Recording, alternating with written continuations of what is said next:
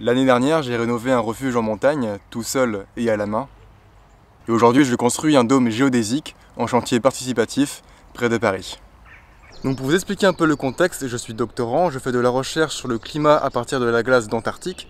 Et pour vivre en adéquation avec mon travail, j'ai choisi de vivre dans un habitat écologique fait de sobriété et de récupération que j'ai appelé le Tiny Dome.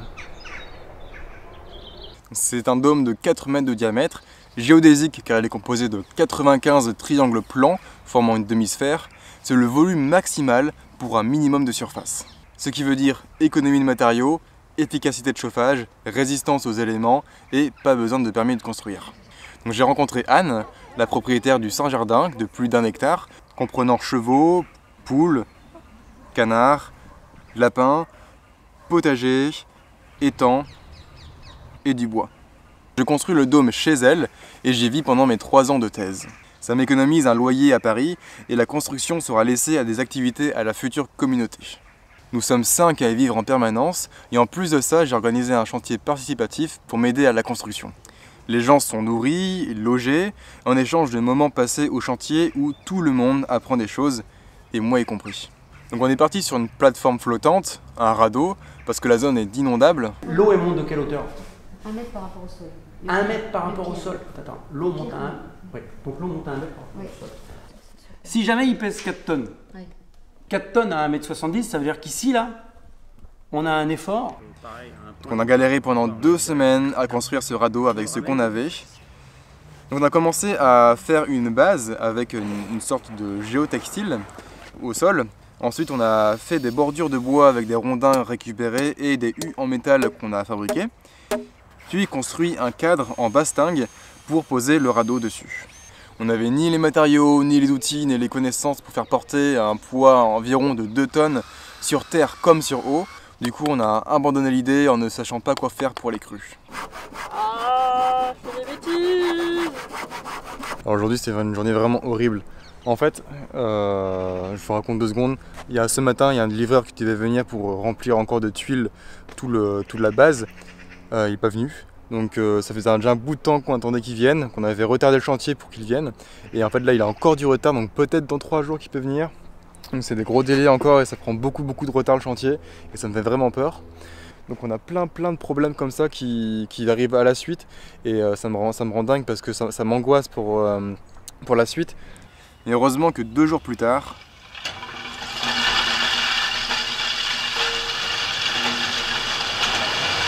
et on a pu se défouler un peu sur ces briques qui, une fois cassées, en fait, feront un sol aéré sans trop d'humidité. Ça c'est du bois qu'on a récupéré qui était en bordure de rivière.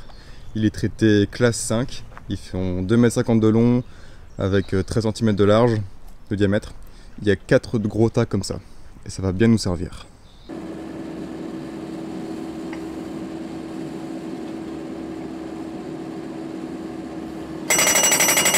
Donc on a finalement abandonné l'idée du radeau flottant et à la place on a fait des pilotis. Donc c'est quand même beaucoup plus stable et beaucoup plus simple que ce qu'on avait imaginé au départ, mais ça nous a quand même retardé de 2 semaines le chantier sur le mois de construction prévu.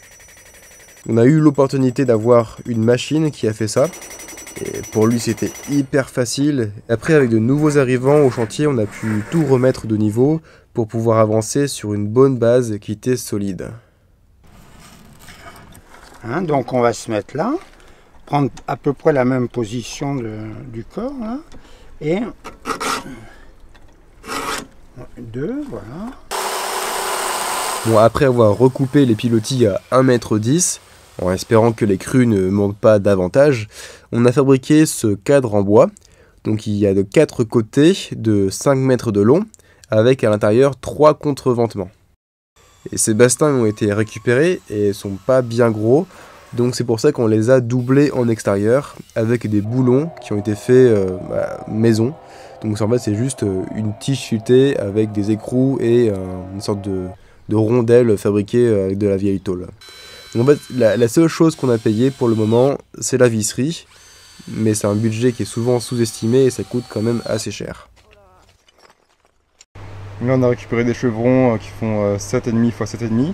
On a récupéré quelques-uns mais c'est pas suffisant pour faire tout le plancher. Donc là on va couper ça à la scie circulaire pour faire, en fait, un basting comme ça coupé en deux, ça fera aussi 7,5, donc ça fera pile juste pour compléter les chevrons qui nous manquent. Вот, пацаны, смотрите, что творится. Антуан сейчас будет вот в этом домике жить. И я помогаю ему закрутить вот этот болт, чтобы у него счастье было в этом доме и здоровье.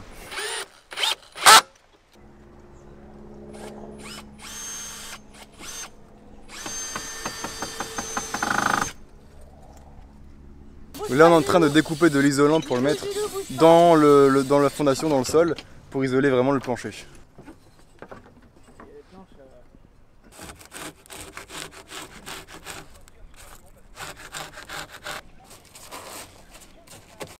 Alors dans l'épaisseur des chevrons on met de l'isolation, on a mis déjà de polystyrène extrudé et après on met du polystyrène qu'on a aussi récupéré.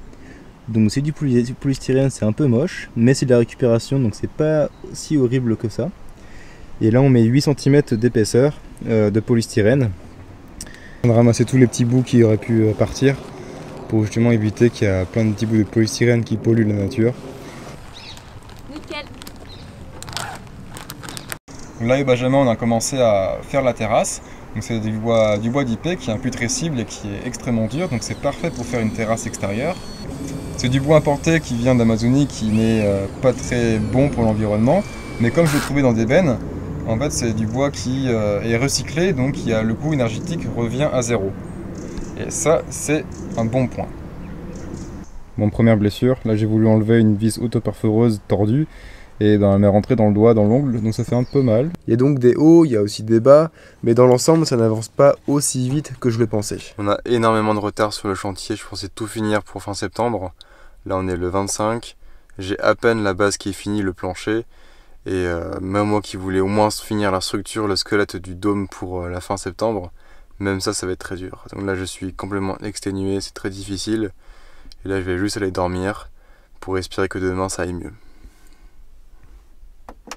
Bon, en attendant de s'occuper, je vous explique un peu la géométrie du dôme géodésique en lui-même. Donc pour ça, je me suis référé au site Domerama, en choisissant une fréquence 3, parce que c'était harmonieux, en configuration 5/9 de sphère, dite de Kruskë, en ayant une base plate. Donc je rentre le diamètre de 4,30 m à l'intérieur, et il me sort la longueur des segments, le nombre, l'angle, les connecteurs, tout ce que j'ai besoin. Et une fois qu'on a tout défini, là on peut recommencer, mais sous la pluie.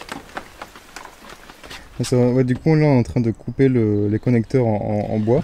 On a trouvé un contreplaqué qui va nous servir. On est en train de faire toutes les découpes au crayon gris sur la plaque. Et moi je découpe ça à la scie circulaire. Et on obtient des connecteurs qui sont en bois, qui sont censés être assez solides pour supporter tout le dôme, toute la structure du dôme. Le camion vient de partir à l'instant, il a laissé justement tout le bois ici, qu'on est en train de descendre là-bas, à côté du dôme. Avec une grosse journée aujourd'hui, on est 7 sur le chantier, il y en a 2 qui sont en train de couper à la scie angulaire, un menuisier et une ébéniste, et il y en a 4 autres qui sont sur la terrasse en train de renforcer, et donc moi il faut que je gère tout ça, donc c'est un truc qui est pas facile à faire, mais on avance de dingue, c'est trop bien. When by the water we drink to the draw, look at the stone on the riverbank. I can tell you from your eyes, you never been by the riverside. Down by the water, the river breast. Somebody called you, somebody said, swim with the current, float away. You never been by the riverside. Oh my God, I see how everything is torn on the river deep. I don't know why I go the way down by.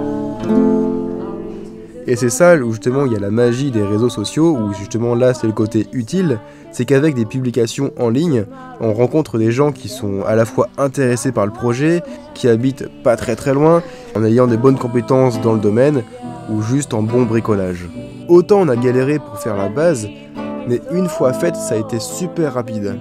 On a pris la journée de préparation et de découpe, puis le dôme en fait il a été assemblé en 4h30 chrono. Et ces connecteurs on les a juste vissés par le dessus et la structure autoportante répartit elle-même la charge et on obtient un beau dôme qui n'attend plus que la suite. C'est donc la fin de ce premier épisode qui était consacré à la structure, à la charpente. Et pour ne pas manquer la prochaine vidéo qui devrait bientôt sortir, qui sera dédiée à la mise hors d'eau, hors d'air, qu'on a déjà commencé derrière, je vous conseille de vous abonner ou de cliquer la cloche juste en dessous. Je vous dis à très bientôt, salut! Down by the water, the river breath. Somebody called you, somebody said, swim with the current, float away. You never been by the riverside.